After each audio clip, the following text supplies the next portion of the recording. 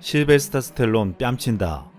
얼마 전 SNS에 공개된 마동석의 사진이 탄성이 절로 나오게 만들었습니다.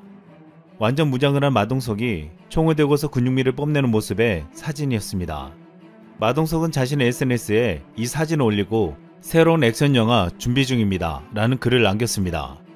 마동석이 공개한 이 액션 영화는 글로벌 액션 프로젝트로 현재 기획 중인 것으로 알려졌습니다. 이에도 마동석은 차기작으로 오컬트 액션 영화 인사이드를 제작 중인데 악령과 싸우는 사람들의 이야기를 보여줄 예정입니다. 또한 마동석은 한국인 최초로 마블 시리즈의 히어로가 되어 화제가 되기도 했습니다. 마동석의 할리우드 진출작인 마블 히어로 무비 이터널스는 원래 지난해 11월 개봉 예정이었으나 코로나 여파로 올해 11월에 개봉하는 것으로 1년 연기되었습니다. 최근 이터널스의 공식 프로모 캘린더에서 마동석의 모습이 처음으로 등장했습니다. 여기서 길가메시 역을 맡은 마동석은 중심부에 위치했습니다. 국내 네티즌들을 잃어보고 합성한 느낌이다, 어색하다 등의 반응을 내놓았습니다. 마동석은 이 영화에서 안젤리나 졸리와 함께 연기하면서 촬영 당시 함께 찍은 사진이 화제가 되기도 했습니다. 마동석이 연기한 길가메시는 극중 토르와 쌍벽을 이룰 만큼의 초인적인 힘을 가진 히어로입니다. 길가메시는 이터널스 중 가장 강력한 힘, 불사, 모든 질병에 대한 면역력, 내구력, 공중부양, 사물의 조종, 정신 능력으로 신체의 손상된 조직을 재생시키는 능력을 가졌습니다. 여기에 또한 맨손 전투, 사냥, 추적술에 능하며 전투갑옷, 도끼, 창, 곤봉 등을 자유자재로 사용합니다. 이렇게 강력한 길가메시는 원작에서 동양인 캐릭터가 아니었지만 마블 스튜디오가 마동석을 캐스팅하기 위해 캐릭터의 설정까지 바꾼 것으로 전해졌습니다. 이미 마동석은 국내에서 거칠고 강한 독보적인 이미지와 또한 이에 상반되는 귀여운 연기력까지 소화해내며 인정받은 바 있습니다. 또한 마동석은 영화 범죄도시, 챔피언, 신과 함께 인가연, 성난왕서 등으로 한국뿐만 아니라 아시아 전역에서 인기를 끌었습니다.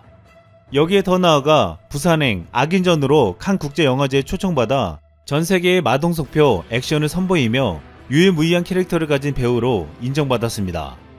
묵직하면서도 파워풀한 마동석표 액션과 드라마 실제 경기를 헷갈리게 만드는 현실적인 연기는 마블 스튜디오마저 매료시켰습니다. 이 매력은 미국과 전세계뿐만 아니라 일본에서도 열광하게 만들었습니다. 지난해 악인전이 일본에서 개봉되며 마동석은 크게 주목받았습니다. 마동석이라는 거대한 캐릭터는 일본인들에게 신선한 충격이었습니다. 악인전을 홍보하는 일본의 카피는 이러했습니다. 실베스타 스텔론 제작으로 할리우드 리메이크 결정, 마블리 마동석 최신작, 한국 넘버원 데이트를 기록한 극악 폭력 액션이 드디어 일본 상륙. 이 영화에 대한 일본 네티즌들도 뜨거운 관심을 나타내며 마동석을 보고 이렇게 말했습니다. 부산행에 나온 사람이다. 무차별 살인마라도 이런 곰이 차에서 내리면 쫄 수밖에 없다. 지금 세상엔 이런 체형이 없어. 마동석의 뭉실한 체형, 압도적인 힘, 그리고 귀여운 미소 모두 너무 좋다. 이렇게 마동석에 대해 극찬하면서 마블의 이터널스에 나온다는 보도에도 뜨겁게 반응했습니다. 솔직히 대박이다. 눈에서 빔을 쏘며 하늘을 나는 마동석. 악당들이 무조건 죽겠지. 대박. 감사합니다. 진짜네. 마동석이 있다. 이터널스가 뭔지는 모르겠지만 보고 싶은 마음이 들 정도로 관심이 높아졌다. 마동석 형님이 나오니까 보러 가지 않으면 안 된다. 이터널스 이후에도 영웅으로 이어갔으면 좋겠어. 이렇게 일본에서도 진가를 알아보고 매니아들이 생겨난 마동석은 현재 범죄도시의 일본판 리메이크판인 범죄도시2에도 참여해 개봉을 준비 중입니다. 마동석이 쉬지 않는 행보는 올해도 바쁘게 이어지고 있습니다. 최근에는 한 편의 액션 영화 복싱을 소재로 한 또 다른 작품을 선보일 예정입니다. 또한 악인전의 할리우드 리메이크도 추진하고 있습니다. 여기에는 그가 롤모델로 꼽아온 할리우드 스타 실베스타 스텔론의 발바 프로덕션이 참여하기로 해 눈길을 모았습니다. 전세계적으로 마동석을 알린 것은 영화 부산행이었는데 최근 부산행이 할리우드에서 리메이크 계약을 체결했습니다. 리메이크 하기로 한 회사는 레온과 제원서 등을 제작한 프랑스 글로벌 스튜디오 고몽이었습니다. 고몽의 관계자는 프랑스 칸 영화제에서 부산행을 보는 순간 우리 모두 첫눈에 반했다며 미국 관객들에게도 흥미롭고 재밌는 작품으로 리메이크하겠다고 소감을 밝혔습니다. 그런데 이 소식이 들려오자 팬들이 예상의 반응을 보였습니다. 할리우드는 또 다른 위대한 영화를 망친다. 새로운 좀비 영화를 만들어라. 리메이크 하지 말고. 팬들은 한국 고유의 문화와 역사, 계급의 바탕을 둔 이 영화를 건드리지 말라고 한 것입니다. 또한 이러한 반응이 나오는 것은 이미 한국 영화가 헐리우드에서 리메이크되어 실망감을 안겨준 바 있었기 때문입니다. 그동안 박찬욱 감독의 올드보이, 엽기적인 그녀의 리메이크작 마이 섹시걸은 원작의 느낌을 살리지 못하고 흥행에 실패한 바 있습니다. 또한 최근 넷플릭스 리메이크작 설국열차도 봉준호 감독의 디테일이 사라져 매력이 없다는 평가를 듣고 있습니다. 한국 영화는 이미 헐리우드에서 따라할 수 없는 주제와 정서, 문화가 들어있다고 인정받고 있습니다. 한국 영화는 지난해 기생충의 오스카 수상으로 위상이 높아졌고 무엇보다 한국에서 봉준호 감독이란 세계적인 거장 감독이 나왔다는 자부심을 가지게 해주었습니다. 그리고 올해는 미나리로 이제는 감독이 아닌 한국 배우가 주목받는 일이 벌어지고 있습니다. 윤여정은 미나리로 26개 여우조연상을 수상하며 이제는 아카데미에서 오스카 수상까지 점쳐지고 있습니다. 또한 윤여정뿐만 아니라 미나리의 주인공 스티브 연도 나무주연상에 도전하고 있습니다. 최근 놀랍게도 K 콘텐츠에 전 세계적인 관심과 기대가 할리우드에서 활동하고 있는 한국계 배우와 창작자들로 확산하고 있습니다. 한국계 최초 골든글러브 뮤지컬 코미디 영화 부문 여우주연상을 수상한 영화 페이얼의 주인공 아카피나가 그중 한 명입니다. 아카피나는 중국계 미국인 아버지와 한국인 어머니 사이에서 태어났습니다.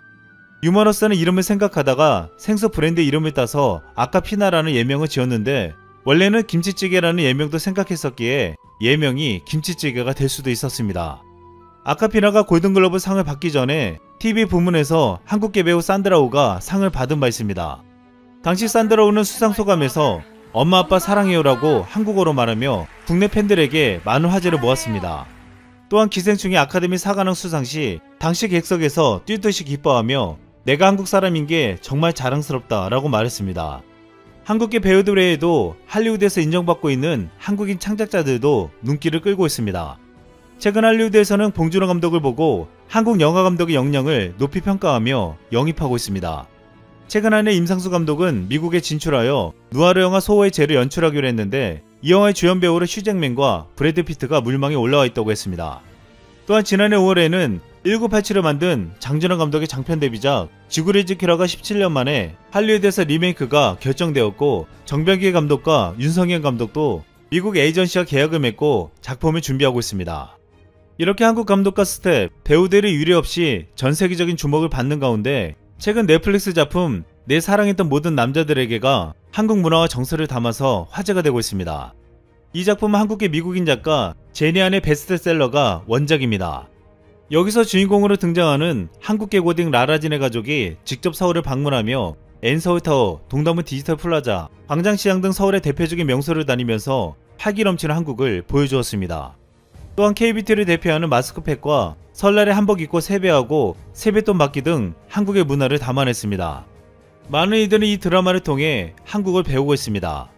이제 이렇게 한국의 콘텐츠는 감독, 배우, 작가, 작품 등에서 놀라운 실력을 보여주며 한국이 전세계의 콘텐츠를 만드는 중심이 되어가게 만들고 있습니다.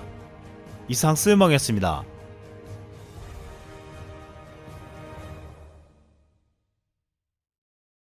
미국 바이든 정부의 아시아 외교가 본격화되고 있습니다. 지난 12일 바이든 대통령은 호주, 인도, 일본 정상들과 처음으로 쿼드 화상 정상회의를 가졌습니다. 회의를 마친 회원국 정상들은 목적을 공유하는 모든 국가와 협력을 추진하겠다고 밝혔습니다. 이 말의 의미가 무엇일까요? 네, 사실상 한국을 포함한 주요국의 참여를 요청한 것입니다. 바이든 행정부는 집권 시작 전부터 한국을 꾸준히 언급해왔습니다. 4개국 정상들은 쿼드 정상회의가 끝난 다음날 워싱턴 포스트에 이런 제목의 공동기고문도 실었습니다. 우리 4개국은 자유롭고 개방적이고 안전하고 번영하는 인도태평양 지역에 전념하고 있다. 기고문에서는 쿼드 정상회의를 통해 도출한 결론을 소개한 뒤 이렇게 강조했습니다. 쿼드는 공동의 비전 증진과 평화 번영 보장에 헌신하는 생각이 같은 파트너들의 유연한 그룹이다. 우리는 이런 목표를 공유하는 모든 이들과 협력할 기회를 환영하고 추구할 것이다. 네, 계속해서 한국의 참여를 요청한 것입니다. 중국은 쿼드가 굉장히 빈약한 공동체라고 폄하하고 있습니다. 4개국의 셈법이 달라 조만간 해체될 것이라는 것이죠. 하지만 쿼드 정상들의 생각은 다릅니다. 이미 적극적인 협력과 조율을 할 준비가 되어 있다고 합니다. 쿼드는 아세안에서 시작해 동남아시아에서의 파트너십을 강화해 확장을 거듭할 것이라고도 강조했습니다. 한편 쿼드 정상회의에서는 대단히 중요한 의제가 거론되었습니다. 중국이 때마다 외교 무기로 꺼내들고 있는 히토류에 대한 대안을 마련하기로 한 것입니다. 사실상 가장 중요한 의제였습니다. 쿼드 4개국은 히토류 분야의 중국 지배력을 약화시켜 나가는 방안을 논의했습니다. 그러면서 중국과 히토류 전쟁을 시작할 준비를 했습니다. 이들 4개국은 히토류 공급망 구축에 협력하며 중국 의존도를 낮춰 첨단 산업의 패권을 공고히 하겠다는 전략을 세웠습니다. 4개국 중에서 일본은 이미 중국에 당한 적이 있습니다. 중국이 히토류 공급을 끊자 다급하게 고개를 숙였습니다. 히토류는 스마트폰, 전기차 배터리 등 첨단 분야는 물론이고 F-35 스텔스 전투기 등 첨단 무기에도 쓰이는 필수 소재로 산업의 비타민으로 불립니다. 중국은 지난 2016년 기준 세계 생산의 90%를 독점했습니다. 이후 외교 협상의 무기로 활용되었죠. 하지만 미국과 호주가 생산을 늘려 2020년에는 중국의 생산 비중은 58%까지 떨어졌습니다. 네, 이미 쿼드 4개국 중에서 미국과 호주는 생산 능력을 지니고 있습니다. 앞으로 중국의 히토류는 갈 곳을 잃을 가능성이 큽니다. 일본이 반도체 소재의 수출을 중단했을 때가 생각납니다. 한국은 순식간에 국산화에 박차를 가했죠. 현재 중국도 그런 상황입니다. 이제 히토류 산업 자체가 무너지게 되었습니다. 미국은 이미 실무 차원에서의 움직임이 시작되었습니다. 백악관 국가안보보좌관은 언론 브리핑을 통해 이렇게 말했습니다. 각국 전문가와 고위 관료가 참여하는 실무그룹이 히토류에 대해서도 조사할 것이다. 중국은 쿼드 4개국의 히토류 협력도 애써 평가절하했습니다. 쿼드 4개국은 히토류 관련 기술과 인적 자원이 없고 자체 수급망을 구축하는데도 상당한 시간이 걸린다. 지속 불가능한 구상이다. 하지만 그러면서도 미국 달래기에 나서는 분위기입니다. 히토류 생산을 더욱 늘리겠다고 발표한 것이죠. 이 발언의 의미는 히토류를 계속 사달라는 것입니다. 한편 쿼드의 히토류 공급망 재편 움직임 속에서 중국은 우리나라에 전략적 모호성을 지키라는 압력을 가하고 있습니다. 이에 한국 외교도 상당히 중요한 국면에 접어들었습니다. 쿼드 정상회의가 끝난 후 중국은 한국을 향해 경고성 발언을 쏟아내고 있습니다. 관영 글로벌 타임스는 이런 기사를 내보냈습니다. 만약 한국이 쿼드에 가입하면 중국과의 신뢰 훼손이 불가피할 것이다. 한국이 쿼드에 가입하면 중국과의 신뢰를 훼손할 것이다. 신중히 생각하라. 글로벌 타임스는 중국 인민대 성샤오 교수의 한국 정부가 쿼드 가입을 놓고 전략적 모호성을 포기해선 안 된다라는 제목의 기고문을 기재했습니다. 이는 사실상 중국 정부의 입장이기도 합니다. 중국 관영 언론들은 공산당의 대변인 노릇을 하고 있습니다. 청 교수는 사상 첫 쿼드 정상회의와 미국의 토니 블링컨 국무장관 및 로이드 오스틴 국방장관의 이달 한국 방문 일정을 언급하며 이렇게 주장했습니다. 이들은 한국 정부가 쿼드에 합류하길 설득하고 더 많은 압력을 가할 것으로 예상된다. 미국이 한국과 방위비 분담금 협상 서명 마무리, 한반도 정책, 쿼드, 주요 7개국 정상회의 등을 논의하려 할 것이다.